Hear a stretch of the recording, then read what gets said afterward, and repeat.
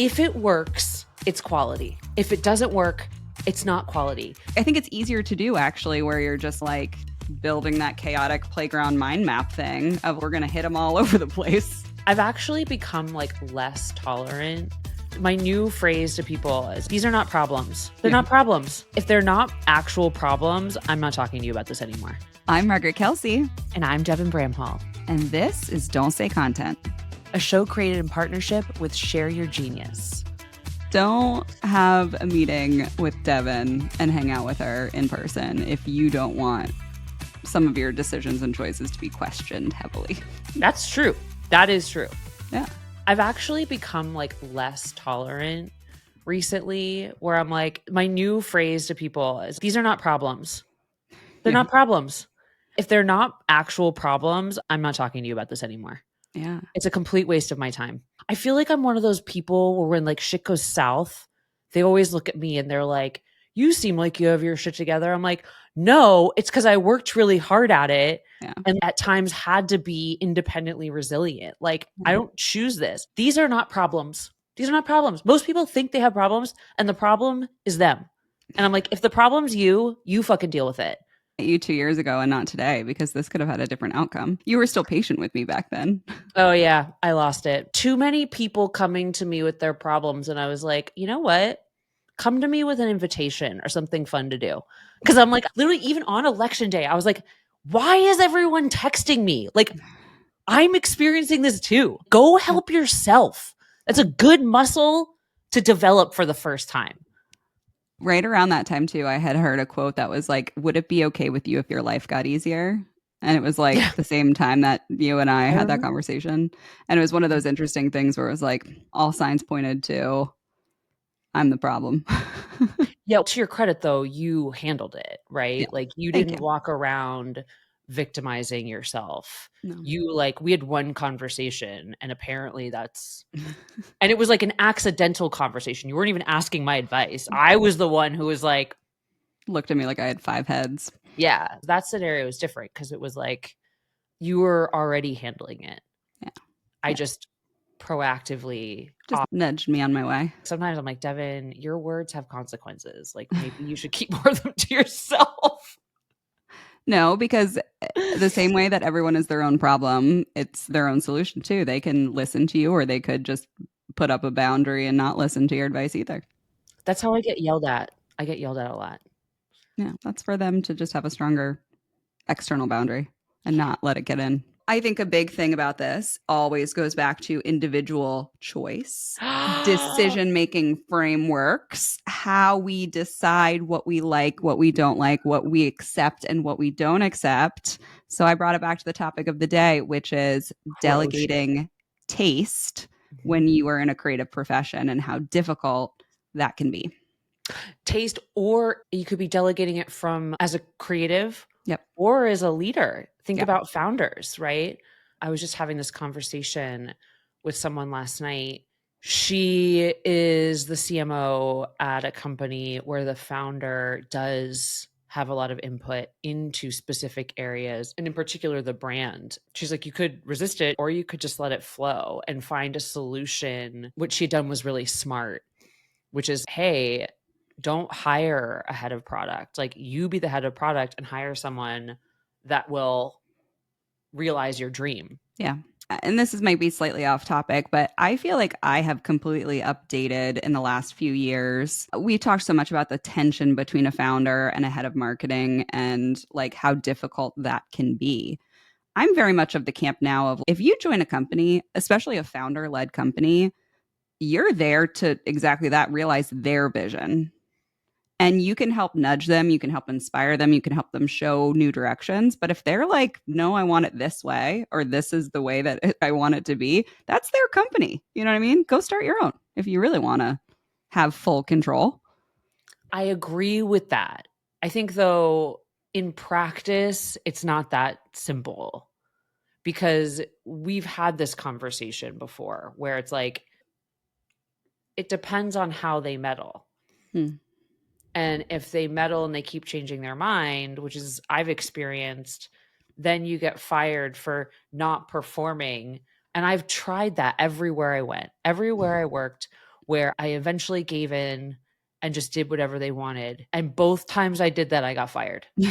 I'll take the caveat of like executive thrashing out of it. If you're getting thrashed around because there is no clear vision, Yeah. absolutely that's not fair. But if a founder has a clear vision, that's the one that you're trying to realize.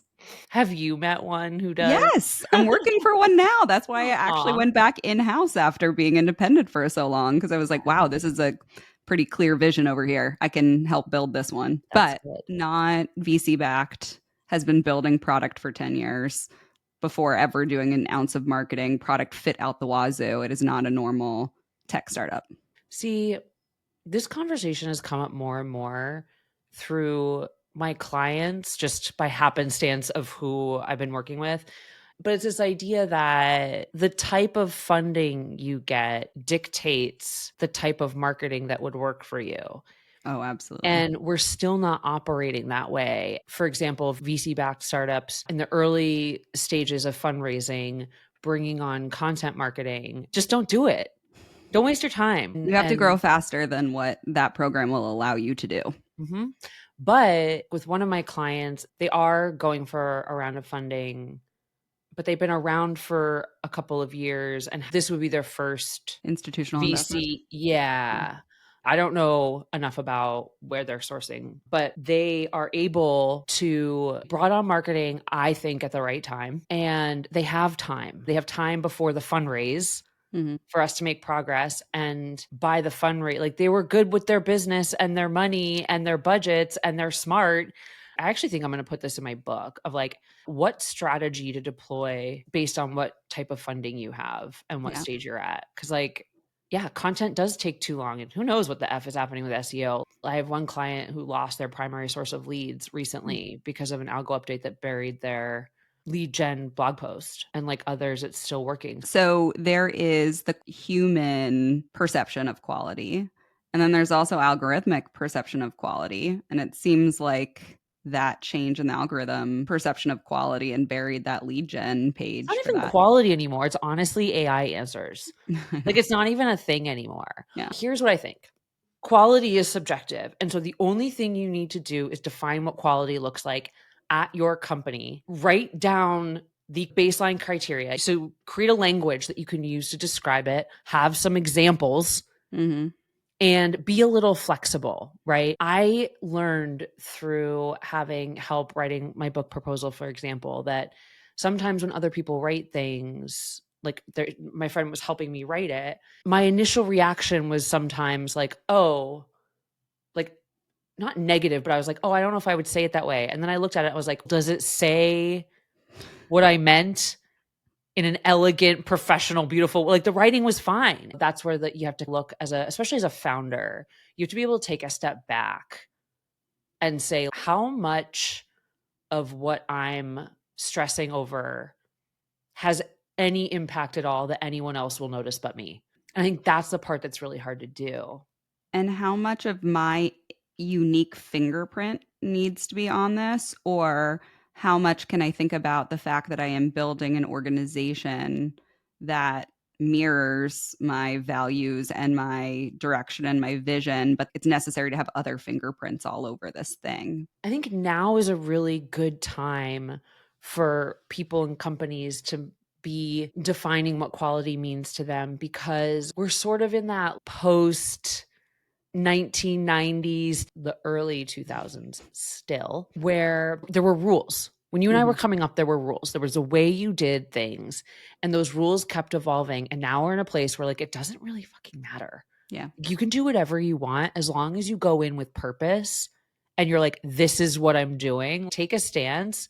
There's so much more variety in what works now, because I think people are realizing what once were like sort of larger audience cohorts are now niche audiences. Mhm. And so the more they niche down, the more variety is allowed and the less there's any benefit to a governing principle at all. Yeah. And so you just make it up. Yeah. I like that. And I always come back to this idea of even watching aesthetics change, right? If we're talking about taste and quality, we have to also talk about how quickly aesthetics can change visual aesthetics. We were in that same sort of UI design of like websites for a long time. And we all came around the same like set of icons to mean certain things. And I don't know, we had such like standardization. And I feel like when I think about even how photography has changed, we're going back to like motion blur and grittiness and like imperfection when we used to just strive for the most perfection in photographs, right? And So it's so true. interesting to see, even like if we think about taste and quality and how those things shift over time, we have to also look at the world and what people are wanting. And there is this retro nostalgia of mistakes in visual, I don't know, visual images, visual creative that is really interesting to watch. Yeah, that's a great point, actually. And I do love those filters on Instagram. Like I've been leaning into them. I'm like, I don't care. It's great. Because it is. It's a different element. And you can, what I keep saying to everybody is, I'm like, Courier's having a moment. Like Courier is back. Yeah. And she's so happy to be here. Just like the 90s are coming back. We had those few years where neon was really hot and then it went away with the pandemic. Now it's coming back on a shorter cycle because culturally we're leaning a lot harder into the 90s style, which is Yeah. translating on websites Yeah. as well as in our fashion, cyclical things that come back and when, and the stories that they tell, and how it's like equal parts. They're able to be fresh again. I was watching the Pelican Brief the other night and I was like, Julia Roberts looks like the people walking around Williamsburg right now. And I was Yeah. like, but my somewhat more cynical take Okay. on this quality thing is that I don't think it's a differentiator anymore, Yeah. especially in content marketing.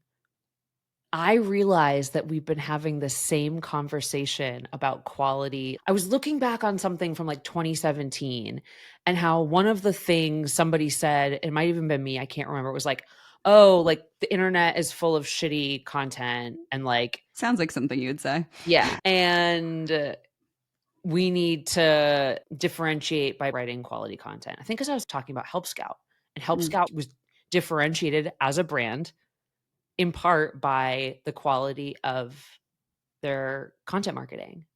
I'm like, oh, we just come back to that like every 5 years. When I'm thinking about the hierarchy of these things, of what's important and what's necessary, do you think that having a unique style is most important and that quality sometimes can nest underneath that as what your style manifests as 100%. and can be 100%. important or not important depending on audience or not? I mean, I think about that, the neon green brat with like that was the thing. If you think about graphic design and if you think about quality in the way that we're probably thinking about it, which is like polished perfection, that brat logo was the absolute opposite of that. And it went so viral and it was everywhere and picked up by the Harris campaign and all this kind of stuff. And so it's one of those things of like, okay, a unique, distinct style is probably the thing to hang your hat on. And quality, the way we're thinking about it, which is like polished perfection, may come and go.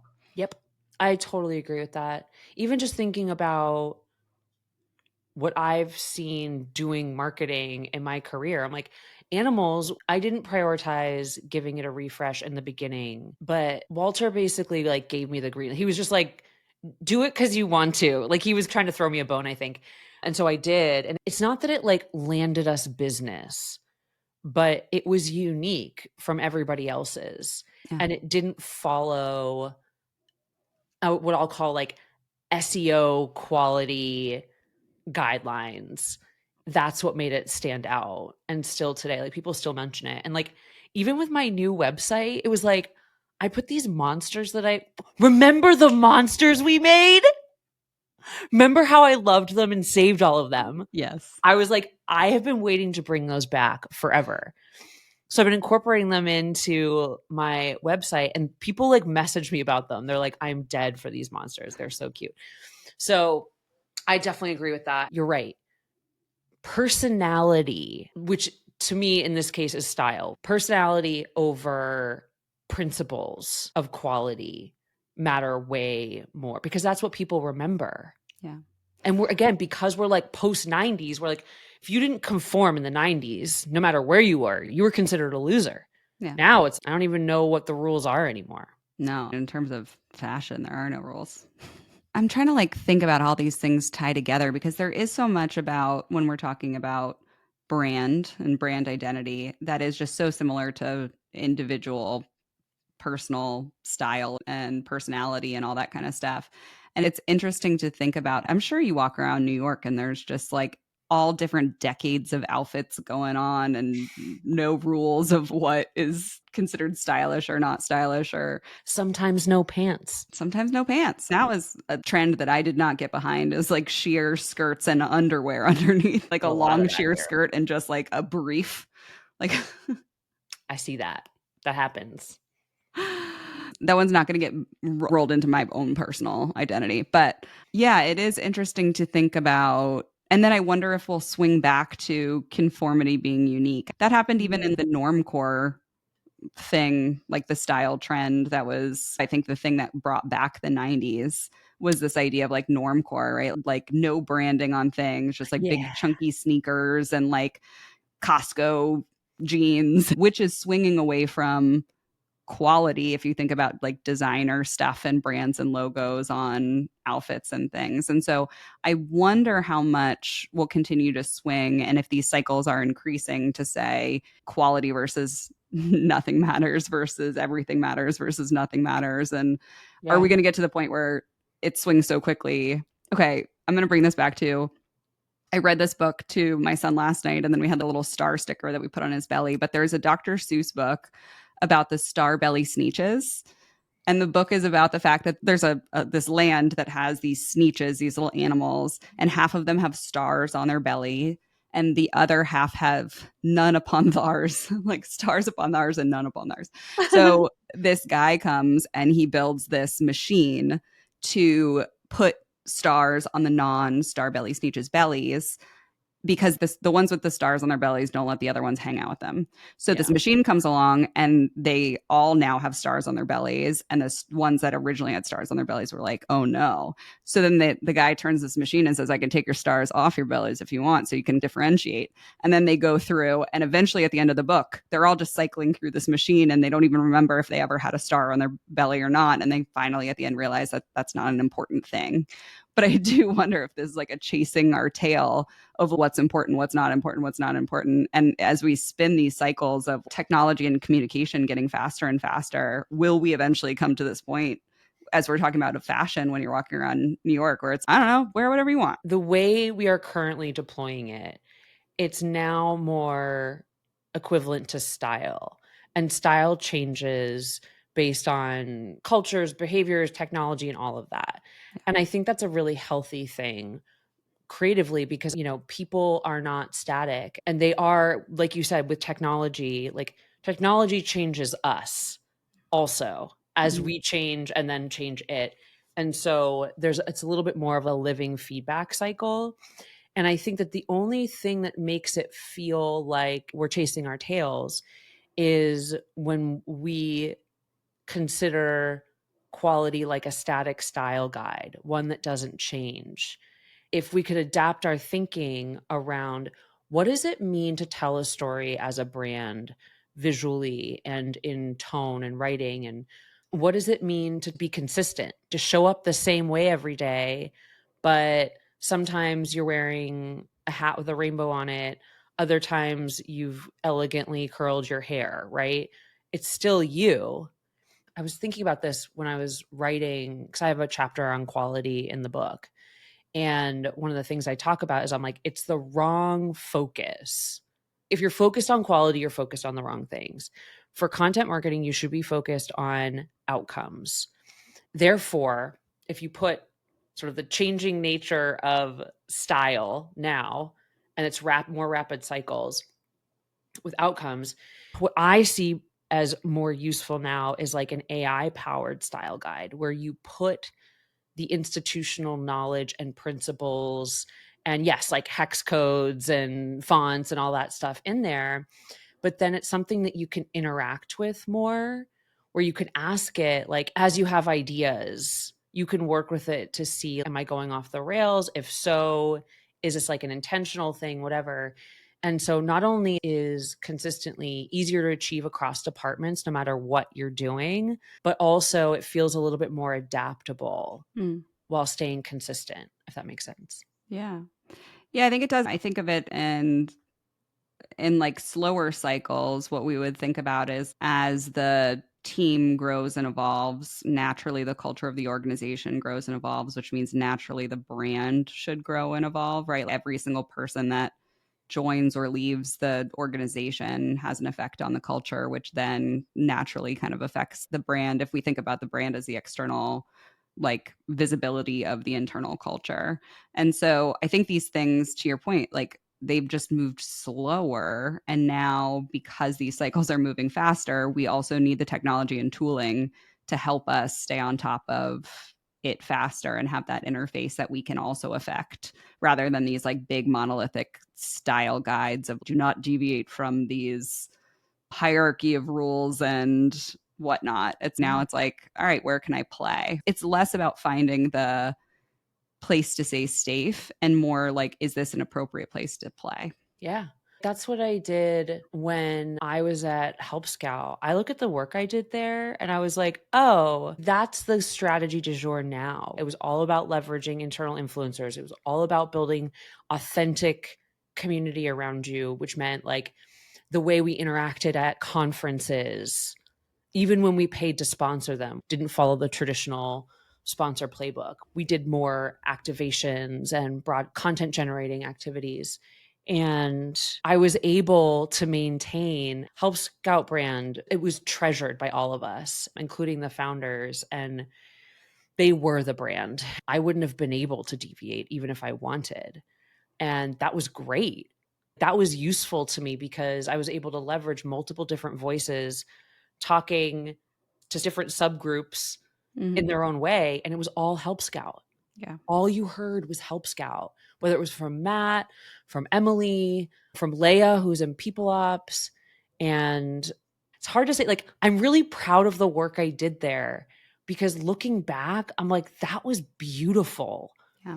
And it's not like a toot my own horn thing. It worked. Do you think even like now more people within an organization are active now on social media than they were back when you were at Help Scout? And so Yeah. it's not just here are the executives that can speak on our behalf and have these micro audiences and influences, but every single person. Speaking of like how things speed up and where we have to have like flexibility in these style playgrounds, let's call them that. And it's not like you have to follow this thing and be boring. It's that you get to go play on this jungle gym and see what you come up with. It's one of the things that Anne Hanley was talking about. She was like singing reality.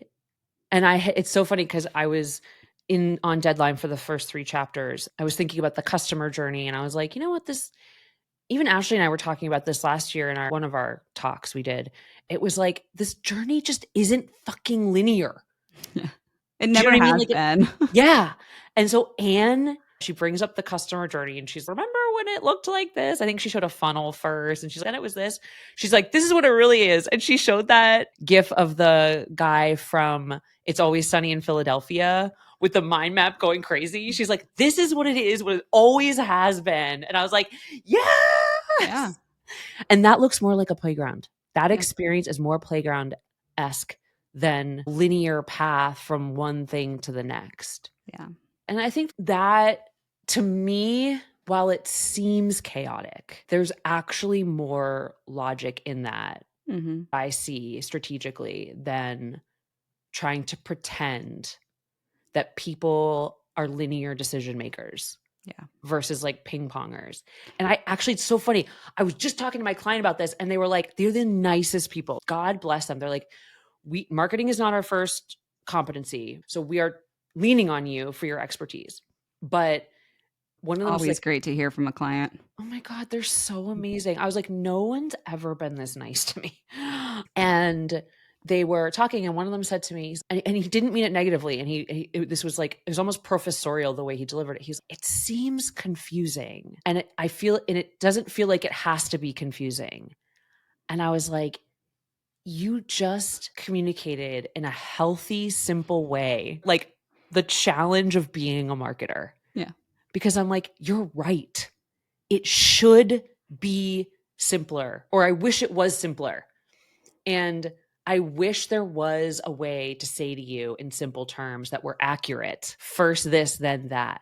I Yeah. said, but the truth is, it actually is really complicated and it's going to change a bunch and it feels like chaos.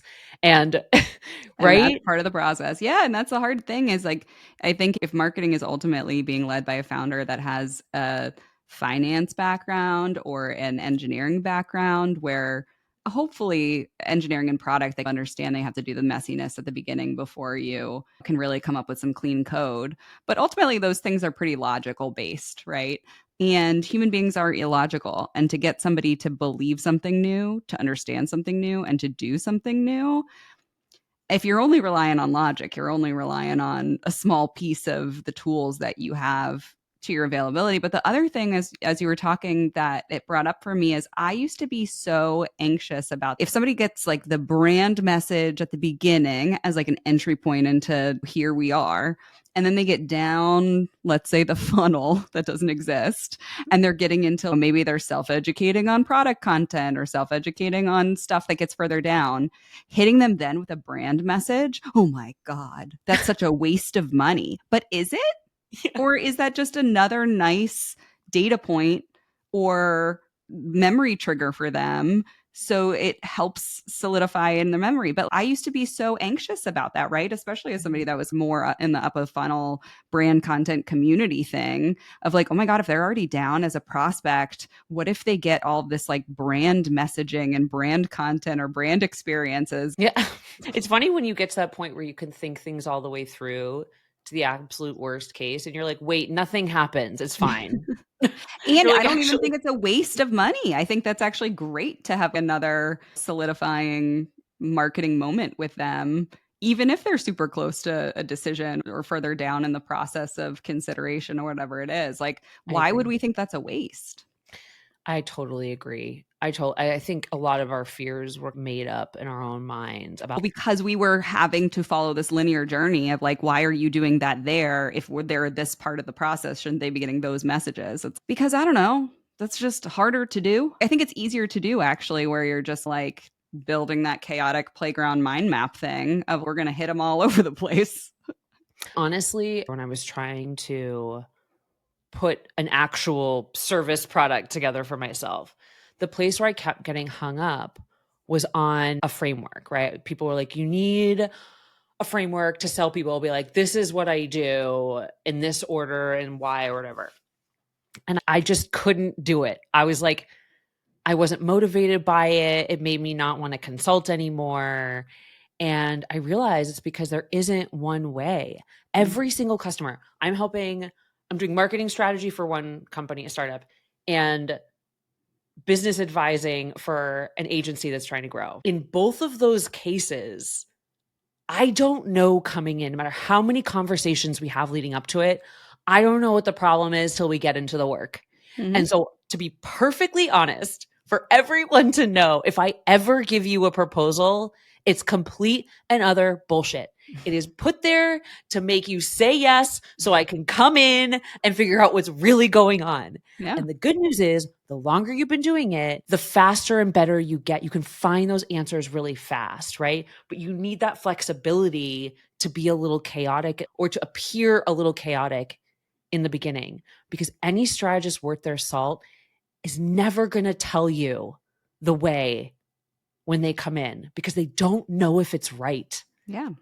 Like one of my clients was like, okay, you just needed a plan in this area and needed to know what to say to this employee. And it's like all of a sudden, like instantly, things turned around. Yeah. My other client, I was like, oh, your marketing goals. I'm like, oh, wait, one, people just need KPIs. You need to measure things differently. What I had to do, like, it was the end of the second week with this client. And I was like, the thing you hired me for is not your problem. I can still help you with this, but I was like, it's actually you have a product marketing problem and like an Yeah. in-app, like a UX, UI, whatever customer journey problem. I was like, this is not an external marketing problem. Yeah. Like your insides are your greatest opportunity right now. The objectives that you need to hit in order to get to this place that you want to get to. And to their credit, they were like, yeah. makes sense. Okay. And to bring it back, which is, I think that people try to solve for a broader objective of brand and let's just call it creative with quality when that's not the right tool for the job right now. And I get that the reason why people are defaulting to it, because for a while it was the right tool for the job. But the next higher up order of thing that still works is style, right? Yep. Uniqueness, style, differentiation. And it used to be that you could differentiate with quality. And now it seems that even though there's a lot of crappy stuff on the internet still, it feels like quality is maybe not as important to lots of different audiences right now. Or the definition is different. Yes. You achieved quality if it works. Yeah. So if your shitty AI written blog post is ranking right now, you did it. Not just until ranking. It doesn't work. If it's ranking, people are visiting it and actually doing something. If it works, it's quality. Yeah. If it doesn't work, it's not quality. And that should be, this is when I like quality myself into a hole at animals, where I was like, we were scaling the company. I was like, we need principles and guidelines all along the way. And so we had this editing department that became like, they're almost like prison keepers in the way that we were. It almost didn't leave room for creativity, because that's what I did that. I was like, we need templates and processes and all that stuff. And it works to a point. Yeah. But it cannot replace experience, talent, and good taste. Yeah. And that is exactly why I find this topic is still elusive to me, because I could scale it up into a point. But at the end of the day, it only goes so far, because at 100 employees, it is really freaking hard to find enough strategists and content marketers who are actually good enough to achieve the quality level that I had defined. And I realized this might be impossible. And so you need to find another way, or you need to change your promise, which is when I changed our strategy. I said, look, it's about outcomes, not deliverables. If we can deliver the same outcomes with less work for them, we're saving them money. Yeah. Or making them more money by me being able to go faster. It's like quality isn't editing or adherence to font or tone. It is, does it work or not? Yeah. It's reminding me too, and I have this article open because I saw Ben Affleck was talking about AI, and I really thought that his take on it was really interesting, which is, yes, it's going to speed things up, and yes, it's going to, and he was like, I wouldn't want to be in visual effects right now, like absolutely changing that industry. But the thing he goes back to, I'll try to paraphrase it instead of opening up and reading it, although pretty much everything he said, I was like, heck yeah, Ben Affleck, wow. What a turnaround on that for my opinion of him in the recent. It was pretty much saying AI could be a craftsman, right? Craftsmen look at what has been created before and can learn the techniques to mimic or create something like that. But true art is about knowing when to stop. That's the taste, right? The taste is in the editing of it. The taste is in the knowing when to leave it alone and not mess with it anymore. And even I spoke at this dinner last week and did just a 5-minute, started off the conversation for the tables about AI and creative industries. And the thing that I said is, okay, we're calling it like generative AI, but is it really intelligent, right? No. What it is, it's like content creation from large scale pattern matching, right? And that is retroactive looking by its very nature. It has to be trained on what exists right now. And it might remix it in new ways, similar to how our human brains can remix things in new ways and be a little creative. But is that really intelligent? If you had a friend that was really good at like pattern matching, you'd be like, yeah, they're good at seeing patterns and matching. You wouldn't be like, this is the most intelligent person, right? There's so many different types of intelligence. And I think that piece that's still human in terms of the creative industry is in the knowing when to stop, is in the editing of what is being created, is in the this passes my threshold of taste and now can be seen publicly. And yeah, the creation of those experiments and the creation and the bouncing those ideas together is going to be great for AI to give you lots and lots of whether it's ideas or images or whatnot. But like there still needs to be the human filter of, yeah, I think this is actually going to resonate with our target audience. Or, yeah, I think that actually, passes my taste threshold and can be seen publicly. And so it's not that human beings will ever be fully removed from the process, but it's, and we've talked about it before, it's a tool. But I think that there's still this human filter that needs to take place. We're past that discussion around like Gen AI boiling the ocean of the past, right? Because now what I've been doing and what more people are doing is like creating their own custom AIs, training them on their own materials, and then working with them over and giving them that feedback that they can learn from and deliver and be like a collaborative partner for you. And that's been really cool because that point you made about the intelligence, in my experience, I've been working with Rob Lennon because he built me a custom GPT, and he's feeding it the strategic intelligence. He's giving it that's why these AI engineers are so high value right now and just period, because they take body of data and give the AI thing nuance, different ways of dynamic thinking, what to exclude and include. So you're absolutely right. I'm suddenly interested in AI finally because we've gotten to that point of customization where I'm firsthand seeing what it can do, where we give it all the podcast episodes. It differentiates. So if I'm trying to have it play out something for me, it quotes you if it's something that you said. And if it's something that I said, it writes it as if it were me. And it like random bits of writing, quotes I've written down over the years, all that stuff I had collected in all these different places, putting it in there is now showing me myself in a way where it's unlocking creative productivity. I've been using it to help me write the book, not in like the production of the actual writing. I literally had to write a whole chapter once. And I was like, oh. And then I completely rewrote it. So I'm with you. I think it's a really cool and awesome, useful tool. I'm even using it with some of my clients. So I'm trying to synthesize tons of data. I'm like, can you just have an opinion about this? Can you look at this chart and help me see in here? And it's great.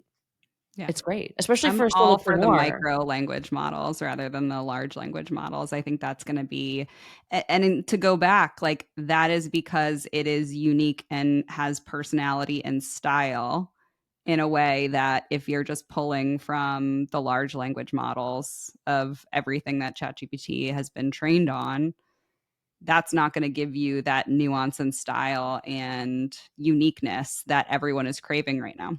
You have to give it to it. Like Yeah. exactly what you said. You have to give it that intelligence. Yeah. And I use intelligence broadly. It's not just the data, but Yeah. like the human intelligence. I know you said you had a hard stop at too. I do.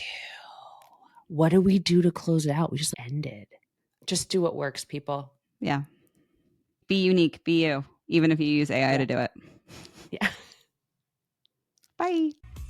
Okay, y'all. That's a wrap. Thank you, as always, for listening. We'll be back next week. And just remember, you're doing great. You're doing great. 30% of you are doing great. The rest, you got to get your shit together. Come on. You know which side you're on this week. You know. See you next week. Bye. Bye. That wild and crazy night. Oh, gosh. Where we only ate bar snack olives. Oh, man. That day, I'm surprised you're still friends with me after that. Because one could say that meeting me was like the start of your life's complete unraveling. One could say that. That is one narrative of the story. I choose to reframe it as the beginning of the rest of my life.